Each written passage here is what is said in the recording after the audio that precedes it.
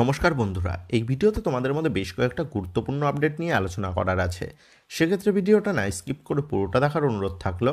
আর তোমরা যারা চ্যানেলে প্রথমবার এসেছো তারা কিন্তু অবশ্যই ভিডিওতে লাইক দিয়ে চ্যানেলটা সাবস্ক্রাইব করে রেখো, কারণ তুমি কিন্তু এখানে তোমার প্রিয় দলের সমস্ত রকম খেলার খবর সবার আগে পেয়ে যাবে। তো চলো আর দেরি না করে আজকের ভিডিওর মেন টপিকগুলো নিয়ে আলোচনা শুরু করা যাক। তো সবার প্রথমেই যদি গতকালের ম্যাচ নিয়ে আলোচনা করা যায়, তো গতকাল আইএসএলের ম্যাচে মুখোমুখি হয়েছিল Bengaluru FC versus Odisha FC, যেখানে গতকালের ম্যাচে ওড়িশা এফসি তারা কিন্তু 3-2 গোলে ম্যাচ থেকে জয়লাভ করেছে। এবং গতকাল জয়লাভ করে ওড়িশা এফসি তারা কিন্তু এই মৌসুমে টপ 6-এর রেসে কিন্তু ভালোভাবেই একটা ফাইটে রয়েছে। তো যাই হোক, গতকাল বক্সের মধ্যে মরিসিওকে টেনে ফেলে দেওয়ার জন্য রেড কার্ড দেখে কিন্তু বেঙ্গালুরু এফসি দলের ডিফেন্ডার জোবানোভিক, যার ফলে জোবানোভিক সে কিন্তু পরের ম্যাচে সাসপেন্ড থাকতে চলেছে। আর বেঙ্গালুরু এফসির পরের ম্যাচ হচ্ছে মোহনবাগানের বিরুদ্ধে।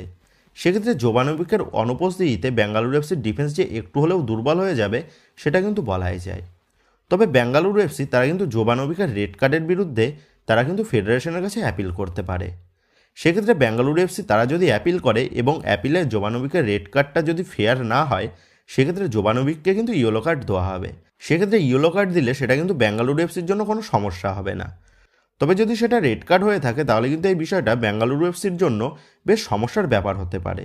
অপর দিক দিয়ে এটা কিন্তু আবার মোহনবাগানের জন্য একটা ভালো খবর হতে পারে। তো যে গতকাল বেঙ্গালুরু এফসি তারা ওড়িশা এফসির বিরুদ্ধে পয়েন্ট লস করায় সেটা কিন্তু মোহনবাগানের জন্য বড় সুখবর নিয়ে এসেছে।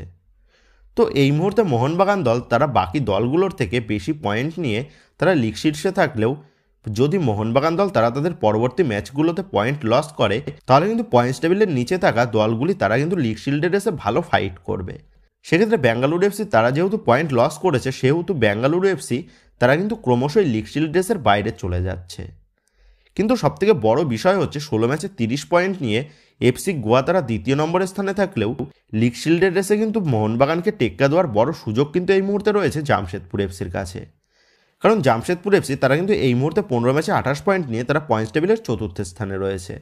সেক্ষেত্রে জামশেদপুর এফসি তারা তাদের পরপর দুটো ম্যাচ থেকে জয়লাভ করতে পারলে 17 ম্যাচে 34 পয়েন্ট নিয়ে তারা কিন্তু পয়েন্টস টেবিলের দ্বিতীয় স্থানে উঠে আসবে। সেক্ষেত্রে মোহনবাগান যদি তাদের পরবর্তী ম্যাচগুলো থেকে আবারও পয়েন্ট লস করে তাহলে কিন্তু লিগ শিল্ডের রেসে মোহনবাগান কিন্তু নিজেদের ক্ষতি নিজেরাই ডেকে নিয়ে আসবে। তো যে গত কয়েক ম্যাচ আগেও যেখানে নিশ্চিত ছিল যে মোহনবাগান দল তারা তাদের লিগের ম্যাচ শেষ হয়ে যাওয়ার আগেই তারা লিগ উইনার হিসাবে নির্বাচিত হয়ে যাবে, সেখানে দাঁড়িয়ে পরপর 2 ম্যাচ ড্র করার ফলে এই মুহূর্তে যেমন মোহনবাগানের পিঠে চাপ এসে পড়েছে, ঠিক তেমনই কিন্তু লিগ শিল্ডের রেসটাও বেশ জমে উঠেছে সেটা বলাই যায়।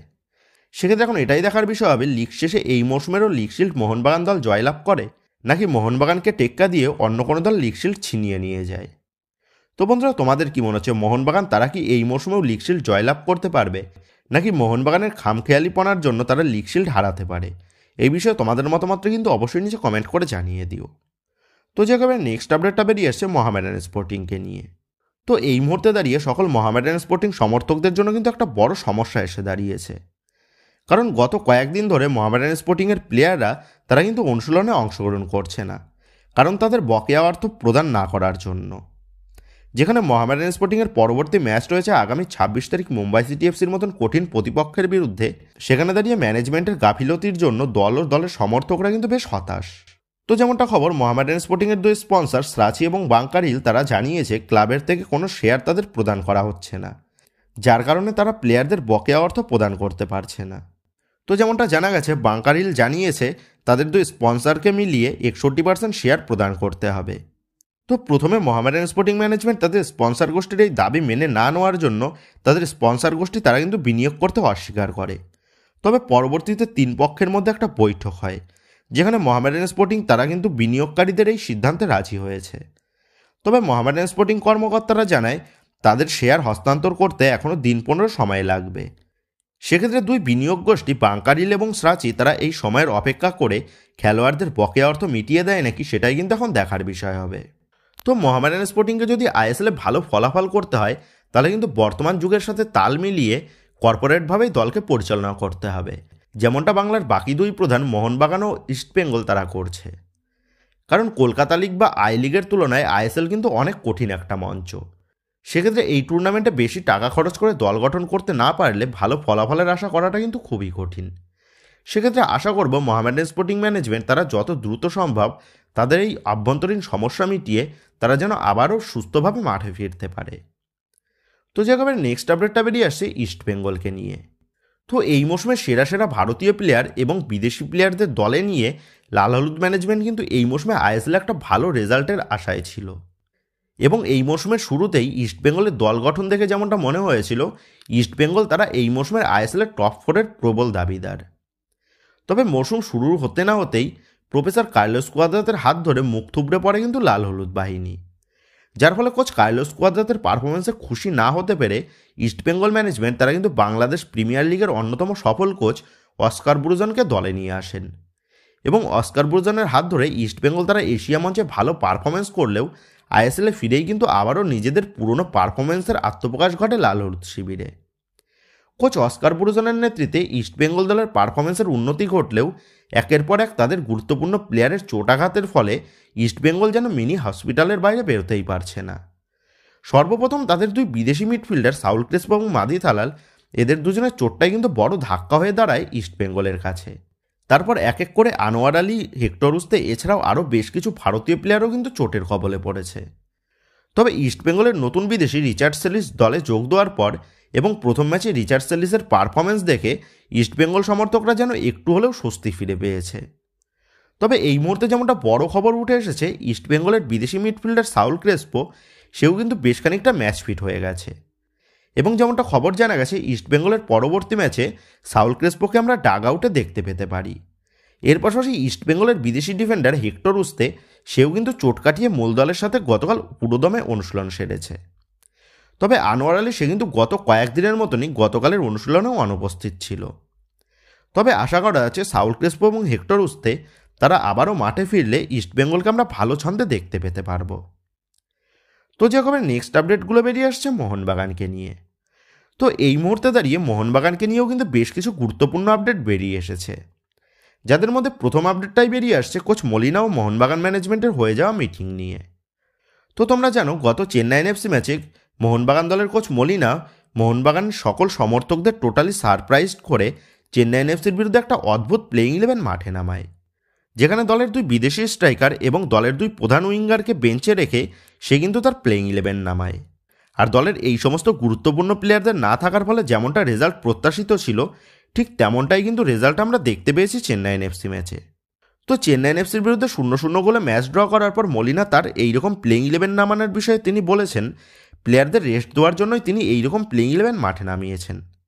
তবে এর মাঝে যেমনটা জানা গেছে চেন্নাই এফসি ম্যাচের আগে মোহনবাগান কর্মকর্তাদের সাথে বৈঠক করেন মলিনা, এবং সেই বৈঠকে তিনি চেন্নাই এফসির বিরুদ্ধে তার নির্ধারিত প্লেইং 11 সম্পর্কে ম্যানেজমেন্টকে তিনি জানান, এবং এই প্লেইং 11-এর বিষয়ে তিনি ম্যানেজমেন্টকে বলেন জেসন কামিংস এবং জেমি ম্যাকলারেন তারা লাগাতার কয়েকটা ম্যাচ খেলার ফলে তাদেরকে তিনি রেস্ট দিতে চান। এর পাশাপাশি জেমি ম্যাকলারেনের 3টে হলুদ কার্ড হয়ে যাওয়ার ফলে তাকে নিয়ে তিনি কোনোরকম রিস্ক নিতে চাননি, কারণ মোহনবাগানের পরবর্তী ম্যাচ রয়েছে বেঙ্গালুরু এফসির বিরুদ্ধে। এর পাশাপাশি দলের দুই প্রধান অস্ত্র লিস্টন কোলাস এবং মানবীর সিং তাদেরকে প্লেইং 11-এ না রাখার কারণ হিসাবে তিনি বলেন তার দলের মূল আক্রমণ তৈরি হয় এই দুই প্লেয়ারকে ঘিরে, আর এরা দুজনও লাগাতার ম্যাচ খেলার কারণে তাদেরও রেস্টের দরকার। এর পাশাপাশি আইএসএলের বাকি দলগুলো মনে করেন এদের দুজনকে ছাড়া মোহনবাগান দলের আক্রমণ তৈরি হবে না, সেই কারণে লিস্টন কোলাস এবং মানবীর সিংকে রেস্ট দেওয়ার পাশাপাশি দলের দুই সাইড ব্যাক আশিস রায় এবং সুভাশিস বোস এদের দুজনকে অধীনের ম্যাচে অতিরিক্ত দায়িত্ব দিয়ে তিনি বাকি দলগুলোকে সারপ্রাইজ করার পাশাপাশি তার দলের গভীরতাও তিনি মেপে নিতে চান। তো ম্যাচের আগের মিটিংয়ে মোহনবাগান কোচ মলিনা এইরকমই বক্তব্য কিন্তু করেছেন মোহনবাগান ম্যানেজমেন্টের উদ্দেশ্যে। তো মলিনা যদি জানতে পারতো তার করা এইরকম এক্সপেরিমেন্টগুলো বিফলে যাবে তাহলে হয়তো মলিনা এইরকম অদ্ভুত এক্সপেরিমেন্ট করার কথা মাথাতেও আনতেন না। তো যাই হোক আশা করবো মোহনবাগানের পরবর্তী ম্যাচগুলোতে মলিনা যেন কোনোরকম পাকামো না মেরে বাকি ম্যাচগুলো থেকে জয় তুলে নিয়ে যেন লিগ শিল্ডটাকে ঘরে তুলতে পারে। তো যাই হোক তোমরা জানো চেন্নাই এফসির বিরুদ্ধে হলুদ কার্ড কনসিড করেছিল মোহনবাগান দলের ভারতীয় ডিফেন্ডার আশিস রায়, যার ফলে আশিস রায়ের ঝুলিতে 4টে ইয়েলো কার্ড হয়ে যাওয়ার কারণে মোহনবাগানের পরবর্তী ম্যাচ তথা বেঙ্গালুরু এফসির বিরুদ্ধে আশিস রায় সে কিন্তু অনুপস্থিত থাকতে চলেছে। সেক্ষেত্রে আবার প্রশ্ন হচ্ছে আশিস রায় অনুপস্থিত হলে বেঙ্গালুরু এফসির মতন গুরুত্বপূর্ণ ম্যাচে মোহনবাগান দলের ডিফেন্স লাইনে কে খেলবে আশিস রায়ের পরিবর্তন হিসাবে। তো এই বিষয়ে সকল মোহনবাগান সমর্থকরা চিন্তিত থাকলেও আপামর মোহন জনতাকে জানিয়ে রাখি এই নিয়ে কিন্তু চিন্তার কোনোরকম কারণ নেই, কারণ মোহনবাগান স্কোয়াডে রয়েছে আমাদের ভারতীয় ডিফেন্ডার দীপেন্দু বিশ্বাস, যে দীপেন্দু সে কিন্তু এর আগেও মোহনবাগান দলের ডিফেন্স লাইনে দুর্দান্ত মানের ভরসা জুগিয়েছিল। তো তোমাদের মনে আছে প্রথম লেগের ম্যাচে জামশেদপুর এফসি এবং চেন্নাইন এফসির বিরুদ্ধে যে ম্যাচে আশিস রায় অনুপস্থিত ছিল, সেই ম্যাচে দলের ডিফেন্স লাইনে দলের রাইট ব্যাক পজিশনে দুর্দান্ত ভরসা কিন্তু জুগিয়েছিল দীপেন্দু বিশ্বাস। সেক্ষেত্রে বেঙ্গালুরু এফসি ম্যাচেও আশিস রায়ের পরিবর্তন হিসাবে আমরা কিন্তু দীপেন্দু বিশ্বাসকেই মাঠে দেখতে পেতে চলেছি। তো যে একেবারে লাস্ট আপডেটটা বেরিয়ে আসছে মোহনবাগান সমর্থকদের প্রিয় বিদেশি তথা ডিমিত্রি পেট্রাটসকে নিয়ে।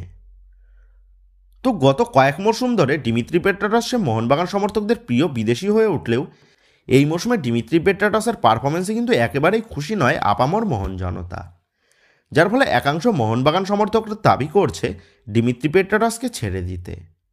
তো যাই হোক, মোহনবাগান ম্যানেজমেন্ট তারা কিন্তু ইতিমধ্যেই তারা আগামী মরশুমের জন্য দল গঠনের পরিকল্পনা শুরু করে দিয়েছে এবং যেমনটা খবর আগামী মরশুমে তাদের দলের দুই বিদেশি মিডফিল্ডার ডিমিত্রি পেট্রাটস বা গ্রেগ স্টুয়ার্ট এদের দুজনের মধ্যে যে কোনো একজনকে কিন্তু ছেটে ফেলার একটা সিদ্ধান্ত রয়েছে মোহনবাগান ম্যানেজমেন্টের কাছে এবং এই মরশুম শেষে এই দুই বিদেশি প্লেয়ারের পারফরমেন্সের ভিত্তিতে তাদেরকে নিয়ে কিন্তু চূড়ান্ত সিদ্ধান্ত নেবে মোহনবাগান ম্যানেজমেন্ট। তবে মরশুম শেষে তাদের দুজনকে নিয়ে চূড়ান্ত সিদ্ধান্ত নিলেও তাদের পরিবর্তন হিসেবে কোন প্লেয়ারকে দলে নেওয়া যায় তার কিন্তু লিস্ট ইতিমধ্যেই তৈরি করে ফেলেছে মোহনবাগান ম্যানেজমেন্ট। তো যেমনটা জানা গেছে 27 বছর বয়সী স্কটিশ মিডফিল্ডার কর্নার শিল্ড যে এই মরশুমে খেলছে চেন্নাইন এফসি দলের হয়ে, তো এই কর্নার শিল্ডকেই কিন্তু আগামী মরশুমের জন্য টার্গেট লিস্টে রেখেছে মোহনবাগান ম্যানেজমেন্ট। তেমনটাই কিন্তু এই মুহূর্তে একটা বড় ব্রেকিং আপডেট বেরিয়ে এসেছে। তো 4 কোটি টাকা মার্কেট ভ্যালুর এই মিডফিল্ডারটার সাথে চেন্নাইন এফসির এই চলতি বছরের মে মাসেই চুক্তি শেষ হয়ে যাচ্ছে। অ্যাটাকিং মিডফিল্ড পজিশনের পাশাপাশি সেন্ট্রাল মিডফিল্ড এবং ডিফেন্সিভ মিডফিল্ড পজিশনেও খেলতে অভ্যস্ত কর্নার শিল্ড। এই মৌসুমে চেন্নাইন এফসি জার্সিতে আইএসএলে 15টা ম্যাচে 1টা গোল এবং 8টা অ্যাসিস্ট করে এই মৌসুমে টপ অ্যাসিস্ট প্রোভাইডারের লিস্টে 1 নম্বর স্থানে রয়েছে কিন্তু কর্নার। মানে এই মৌসুমে গোল্ডেন বল জেতার রেসে কিন্তু শীর্ষস্থানে রয়েছে কর্নার শিল্ড। এর পাশাপাশি এই মৌসুমে 62টা চান্স ক্রিয়েট করেও টপ চান্স ক্রিয়েটেডের প্লেয়ার হিসাবে কিন্তু লিস্টের শীর্ষেই রয়েছেন তিনি। তো যেমনটা খবর চেন্নাইন এফসি তারা কর্নার শিল্ডের সাথে চুক্তি বৃদ্ধির বিষয়ে আলোচনা করলেও কর্নার শিল্ড এখনও কিন্তু চেন্নাইন এফসির সাথে চুক্তি বৃদ্ধি করেনি। সেক্ষেত্রে গ্রেগ স্টুয়ার্ট বা ডিমিত্রি পেট্রাটস এই দুজনের মধ্যে যে কোনো একজনকে বিদায় জানিয়ে কর্নার শিল্ডকে চূড়ান্ত করতে পারলে এই সাইনিংটা যে মোহনবাগানের জন্য একটা সেরা সাইনিং হয়ে যাবে সেটা বলাই যায়।